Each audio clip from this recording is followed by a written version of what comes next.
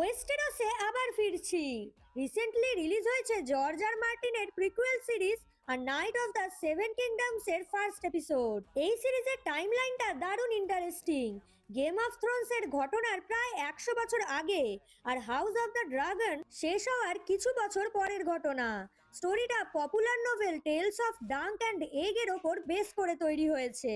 স্টোরির main focus হলো সাধারণ মানুষের জীবন, নাইটদের রেসপেক্ট আর রয়্যাল ফ্যামিলির মিস্টেরিয়াস পলিটিক্স। স্টোরির মেন ক্যারেক্টার হলো দুজন, স্যার ডানকান দ্য টল ওরফে ডাঙ্ক, যে একজন কাইন্ড পারসন, আর একজন হলো এগ, যে কিনা আসলে ছদ্মবেশে থাকা টার্গেরিয়ান রাজপুত্র।